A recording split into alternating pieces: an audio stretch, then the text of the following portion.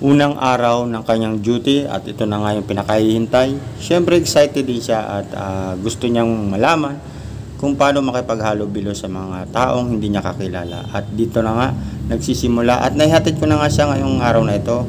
At good luck sa iyo anak, and alam kong kayang-kaya mo makipagsabayan sa mga taong hindi mo kilala at ngayon mo palang makakaharap. Intro muna tayo guys. Pasok!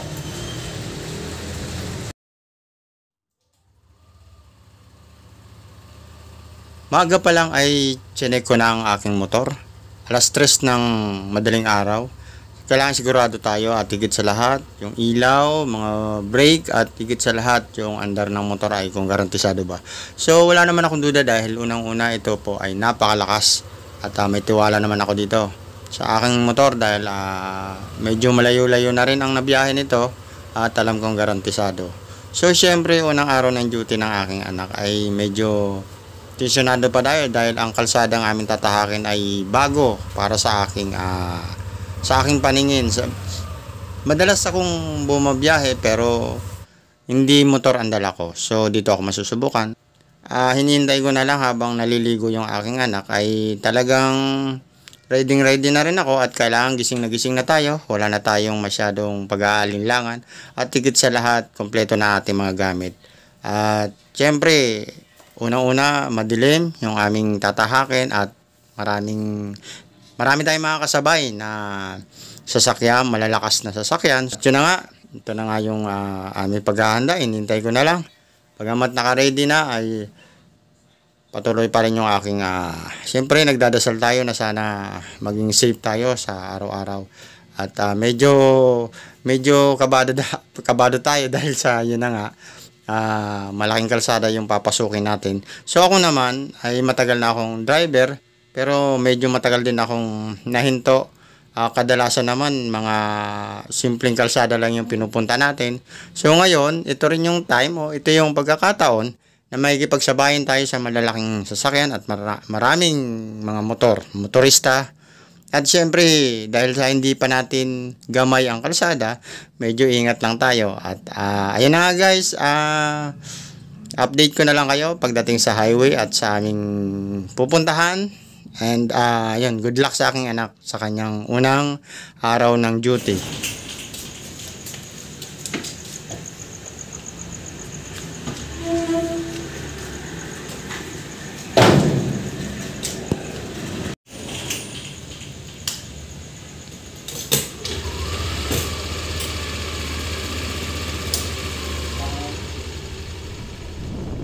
Nandito na nga kami sa kalsada. Nasa San Mateo na kami at ito ang pinakamahirap sa biyahe kapag gabi. Unang-una, masisilaw ka sa ilaw ng mga sasakyan. At pangalawa, yung mga lubak hindi mo mapapansin. At lalong hindi mo mapapansin yung mga sasakyan na nakasunod sa iyo dahil baka biglang sumingit. Yun ang pinakaayaw ko sa gabi.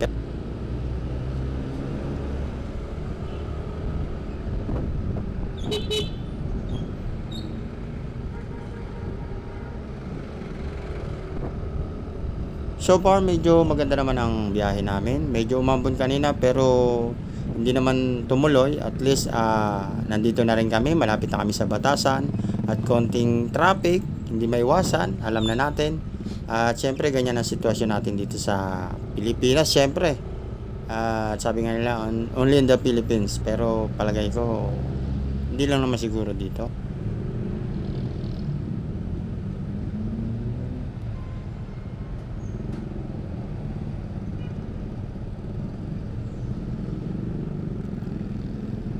Matagal na rin akong nagmamaneho at masasabi kong eksperyensyado na rin tayo pagdating sa kalsada.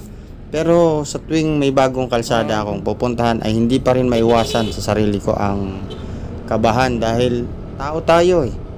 Hindi naman porket napakatagal mo na nagmamaneho ay lahat ng kalsada ay kaya mo nang tahakin. Ang kinakatakutan ko kasi sa isang kalsada ay yung masusorpresa ka tulad ng lubak at higit sa lahat yung mga kasalubong mo.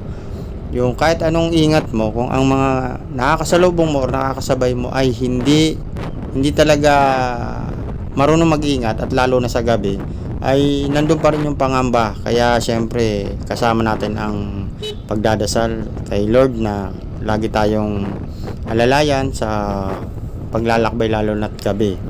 At ako ay nasa 20 years mahigit ng driver at hindi ko masasabing bihasa dahil sa tuwing hawakan ko ang manibela ay nandun pa rin ang pangamba. Kaya hindi ako naniniwala sa mga professional na kapag ka pumunta ka sa isang kalsada ay matapang ka na or bihasa ka na.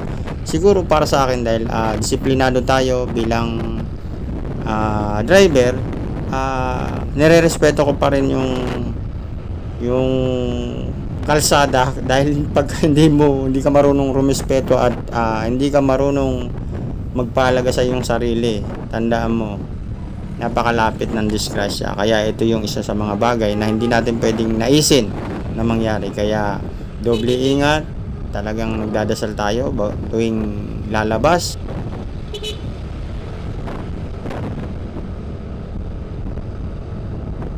Dahil hindi tayo pwedeng maging hari-harian sa kalsada sapagkat ang kalsada lang ang pwedeng maghari sa atin. Hindi tayo pwedeng maging hari sa kalsada dahil kapag ginawa natin yon, alam natin na may kahihinatnan tayo.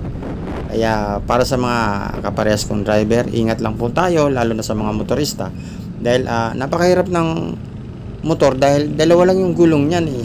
Hindi tulad ng 4 wheels, talagang maalangan ka man ay safe ka pa rin. Kaya kailangan talaga magkaroon tayo ng respeto sa ating sarili, higit sa lahat.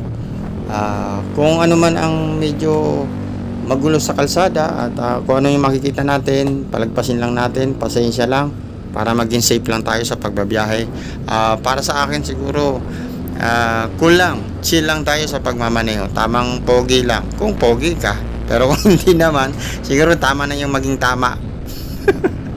Alright guys, update ko lang ulit kayo at malapit na tayo sa Commonwealth at ito na nga yung pinakamalaking kalsada na tatahakin natin. For the first time na nagmotor ako dito, pero madalas ko na itong daanan, pero 4 wheels yung dala ko. Iba kasi yung tension sa motor tsaka sa 4 wheels, kaya ang masasabi ko lang is magkaiba talaga yung kaba, pero mawawala naman yung pagiging kabado natin dahil kapag medyo alam natin na maingat tayo at may pinangangalagaan tayo, may iniingatan tayong tao, lalo na nakaangkas sa akin yung anak ko, ay talagang hindi ko talaga ginagawa yung magpabilis ng takbo. Siguro sakto lang yung tama lang na hindi tayo magugulat at kaya ng preno yung takbo. Yun ang importante sa atin, yung bilis mo ay itama mo lang doon sa kakayahan ng preno ng iyong motor.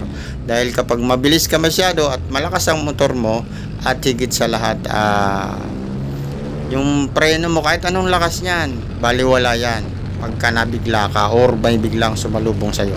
So siguro ito lang masasabi ko, ingatan tayo, ingatan natin sarili natin at higit sa lahat bago tayo lumabas, magdasal muna tayo, humingi tayo ng tulong sa Diyos, panghawakan yung ating pagbabiyahe. Yun lang muna guys at tuloy-tuloy tayo at medyo traffic nga po dito sa Batasan at maraming salamat guys, tuloy-tuloy pa rin at samahan nyo pa rin kami sa aming pagbabiyahe. Yun, nabubulol na po tayo. So guys, sige, update ko na lang po kayo at medyo malayo-layo pa ang aming biyahe.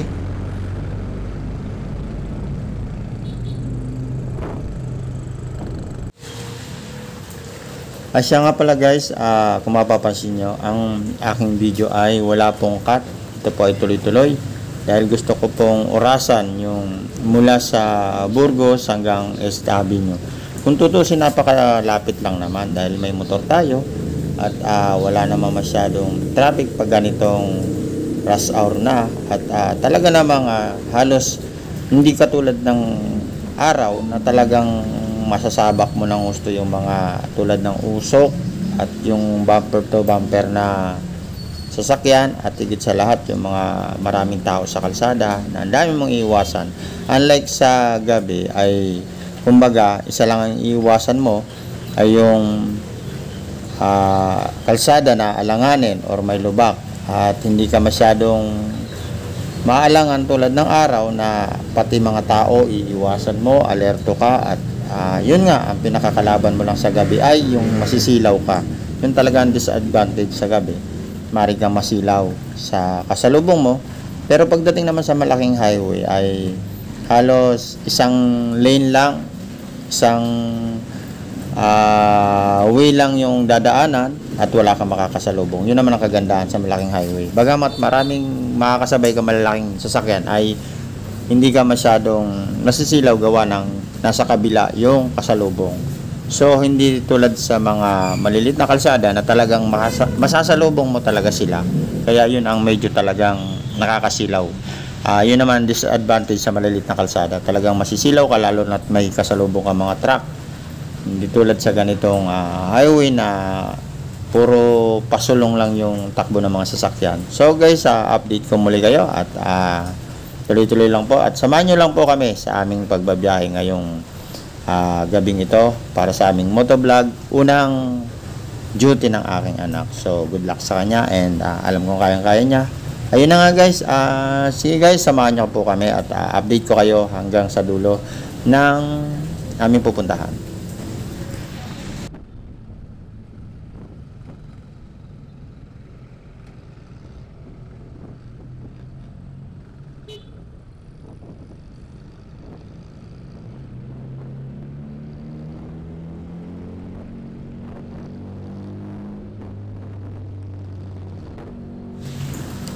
Sa pagkakataong ito ay palabas na po tayo. Kung nakikita ninyo yung parang tunnel, yan po yung lusutan papunta sa kabilang highway. And then pagkatapos niyan tuloy-tuloy na po tayo. Babaybayin na natin yung kahabaan ng Commonwealth. Yan, medyo nabubulol na po tayo.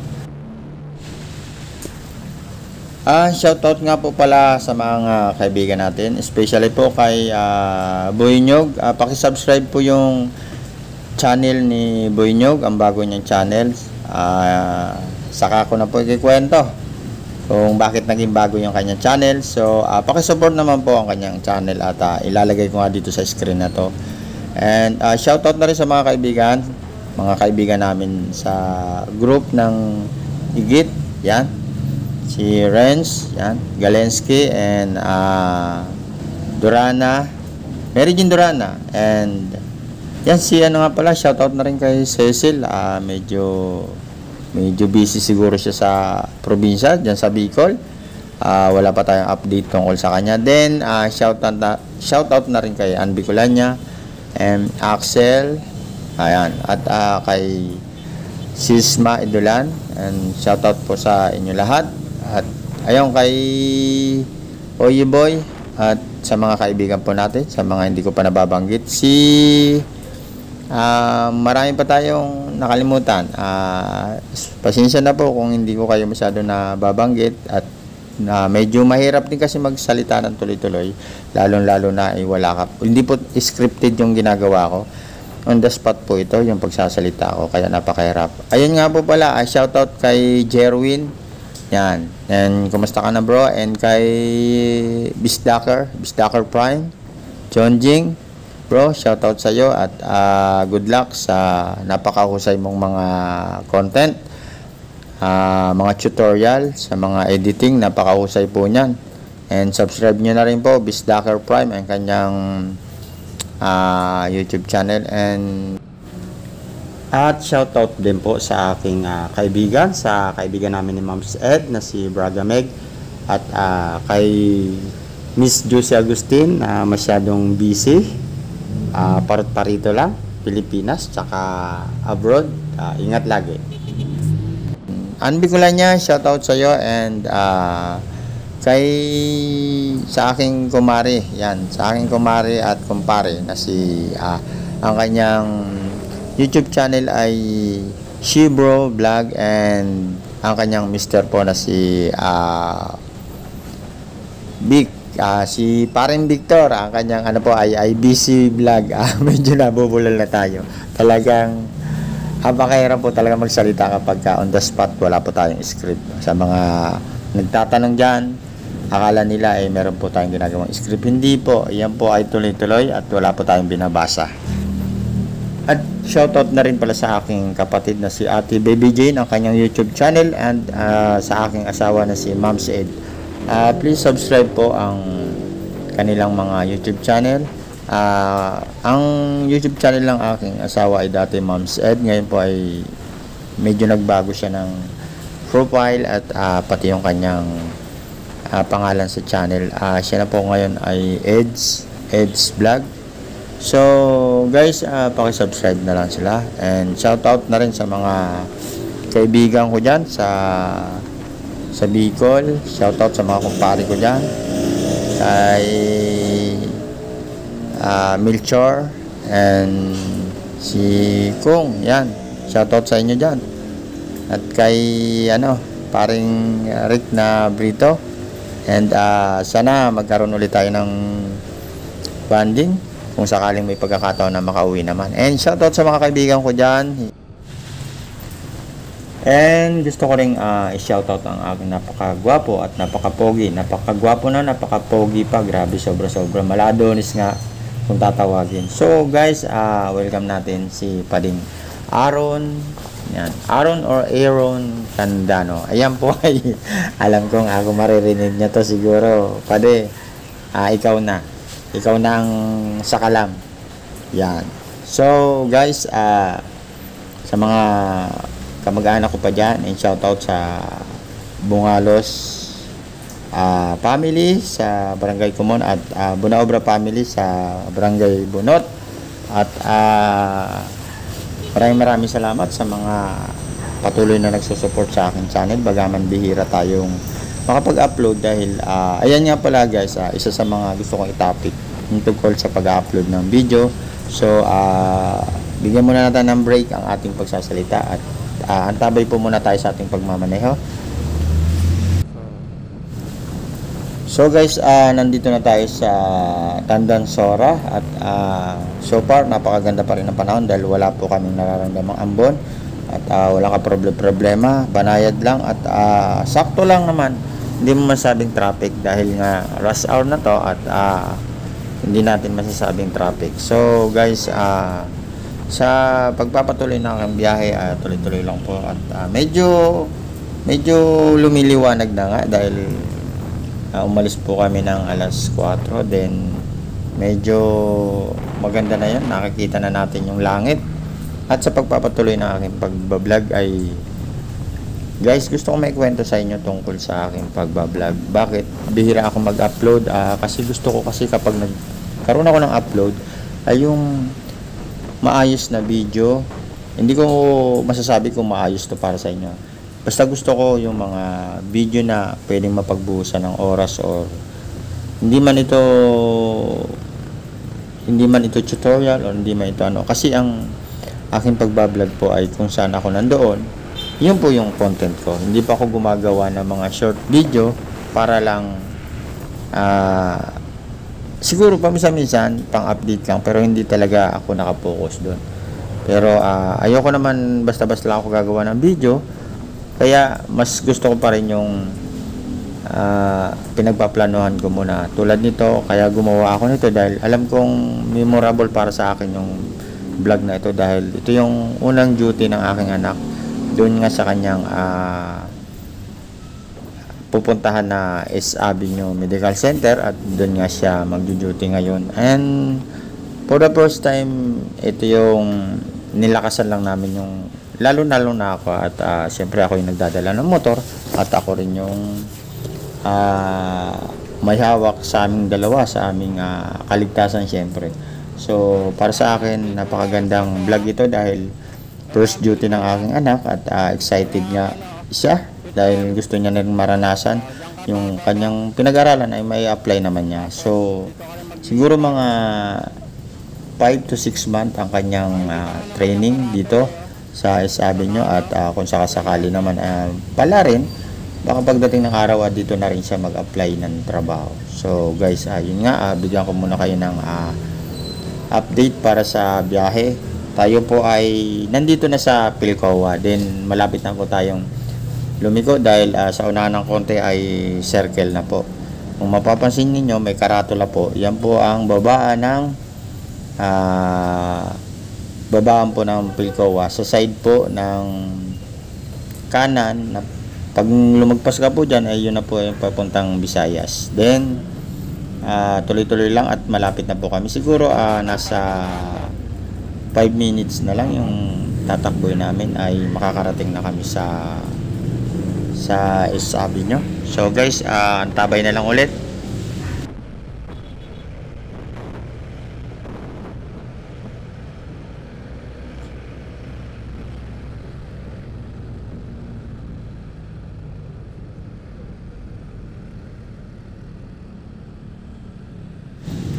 Guys, pagdating dito sa Pilcoa, ang kaibahan lang sa gabi at sa araw ay pag inabot ka na ng liwanag, makikita mo ay halos hindi ka na makausad gawa ng sa dami na ng mga sasakyan. Pero dahil nakamotor po tayo, bali wala po yung mga ganyan, kaya napakalaking bagay po talaga yung motor sa pagbabiyahe. So sa unahan nito, kung sakasakaling nandyan pa rin kayo para subaybayan at malapit na po tayo. And hopefully samahan nyo po ako hanggang sa makarating po kami. Then doon na rin makikita nyo yung mga daanan, kung ano yung mga dinaanan namin papuntang isabi nyo. So guys, alam nyo ba kapag maulan, itong kalsadang ito, nagkakaroon ng tubig dito. Nagtataka nga ako, okay naman yung kalsada, maganda naman, patag, walang malalim, pero hindi ko alam kung saan nanggagaling yung tubig, kung saan nagmumula. Pero sa isang banda ay dahil sa sobrang lawak niya, safe naman na bumiyahe. Yun nga lang, lagi lang po nating tatandaan na huwag tayong makakalimot, lalo na yung raincoat. Napakahalaga po ng kapote sa ating pagbabiyahe, lalo na yung mga motorista. At doon naman po sa mga commuters ay kailangan po lagi magdadala ng payong. Umulan, umaraw ay kailangan po lagi tayong may dalang payong. Yan guys, sa unahan nito ay kakanan na po kami at yun na po yung papuntang isabi nyo. At okay naman so far, napakaganda ng panahon at walang ambon at napakaganda ng kanyang first duty. At nandito na nga po tayo. Kung mapapansin nyo yung pong may bubong, yan po yung palatandaan ko. Yan ang una kong ginawang palatandaan para pumunta ako sa parting gitna, kasi kapag sa kanan ka ay may ipit ka ng mga sasakyan, pag sa kaliwa naman ay baka sumobra ka, hindi ka makabalik agad kasi yung isabi nyo ay nasa parting kanan. So pag nakalagpas na ako dun sa bubong, yun na yung palatandaan ko na kailangan ko nang makarating sa gitna ng kalsada. Then utay-utay na po yun, then hanggang sa makarating po tayo sa likuan. At kung mapapansin nyo, may nakalagay po sa dulo na to is Avenue. At yun na nga po, yan na po yung palatandaan para hindi po tayo maligaw. Then ayan, konti-konti na lang po, nandito na po kami sa tapat ng Lung Center. At sa unahan po nyan ay sa tapat na rin ng Heart Center. Yan po yung Heart Center at Kidney Center ay magkatabi po yan. Dati ang alam ko Heart Center lang siya. Yung pala Heart Center and Kidney Center, iisa lang pala yun. Then sa harap nyan ay Bangko Pilipinas po yan. Then sa tapat ng Bangko Pilipinas, nandun naman po yung is Avenue Medical Center or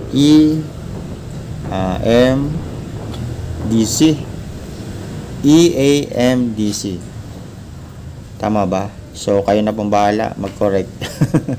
Then yun na nga, andito na kami at hindi na masyadong nahirapan. So maya lang sa unahan ay kakaliwa na po kami. So ngayon, kung mapapansin nyo, ito po yung palatandaan ko na stoplight.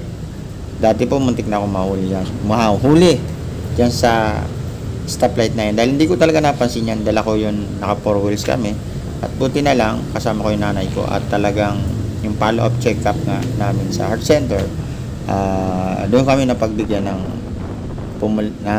humuli sa akin, dahil sabi ko emergency nga. So naging aral din sa akin yun, buti na lang pinagbigyan kami, dahil kung hindi ay magiging abala po sa amin yun. So guys, sa una na ito ay kakaliwa na po kami yan. Napakahirap po, sorry po, medyo nabubulol po tayo. Ayan na po, kung mapapansin niyo, nakikita niyo na yung building ng EAMDC. Bakit may DC? So guys, EAMC lang pala. So andito na kami sa harap ng medical center ng isabi nyo. So medyo nagkakaroon na rin ng problema yung aking pagsasalita. Dito. And then, Pwede naman tayo dun, oh. dahil first time namin, Alanganan dito hindi ko alam na didiretso pala doon. Dito So, ang tayo. ginawa ko, kumanan muna kami at hindi muna kami nakipag-agawan sa sasakyan. Yan po yung ginawa muna namin dahil Doon sa nag-observe muna kami kasi pinarkingan natin. napakahirap din ng parkingan. So, hindi po lahat ng pumapasok ay nakakapag-park. Okay. So, mas minabuti ko maghanap muna Okay. ng mapupwestuhan at dito na nga kami nagpahinga, dito kami nag-stop over din habang tinatanggal na ng anak ko yung kanyang jacket at helmet. Ayun naman, bumaba naman ako sa motor para i-assist naman siya. At yun na nga guys, kung may oras ba kayo at meron pa rin nalalabing oras, baka gusto nyo pa rin ako samahan hanggang dulo. At syempre, ito, Yung ano mo? naibaba ko na yung Jacket aking mo? anak at ready na rin siya.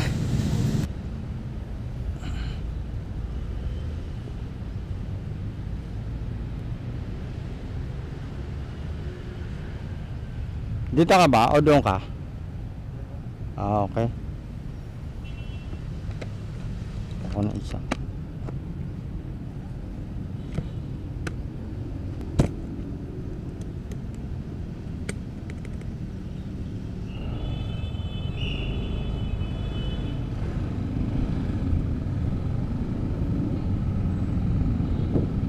Ayun nga guys, halos umabot ng kulang-kulang 30 minutes yung aming biyahe at pumasok na rin ang aking anak. At ako naman po ay palabas na. Pero bago po ako lumabas ay dinaanan ko muna yung pinakabungad ng hospital dahil gusto ko next time malaman kung saan ba dapat talaga kami pumuesto kapag ibababa ko siya.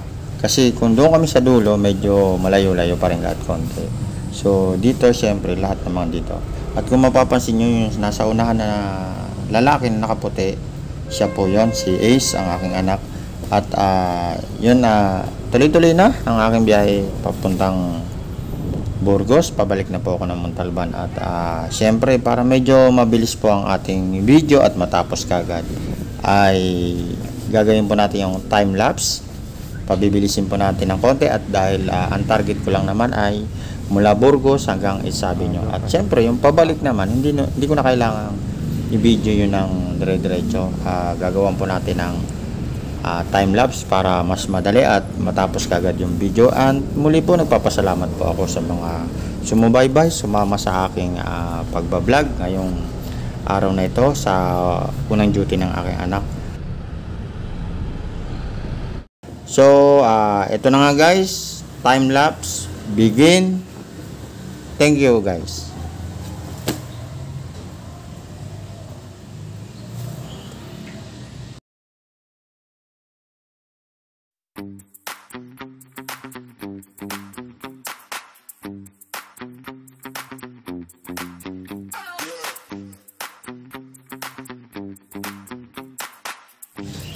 Muli ako po ay nagpapasalamat sa pagsama ninyo sa aking motovlog sa unang duty ng aking anak.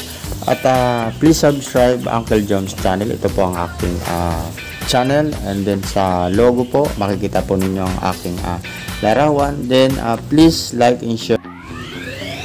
Then pakiclick po ang notification bell para po lagi kayong updated sa mga susunod na video. At ito po muli si Uncle John's na nagsasabing, it's not yet goodbye, it's only bye-bye. Maraming salamat po sa mga legit na follower. Then sa mga susunod pa na mga follower natin na darating sa mga maraming kaibigan. Then good luck po sa atin lahat and healthy po sana tayo araw-araw. God bless all.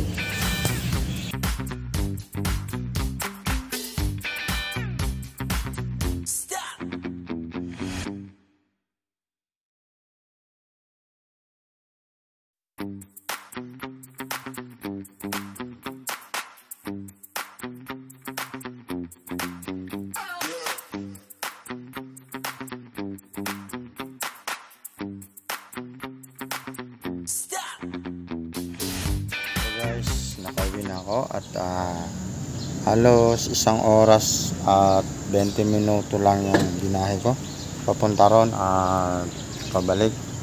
So prepare muna tayo. Bubuksan ko muna yung gate.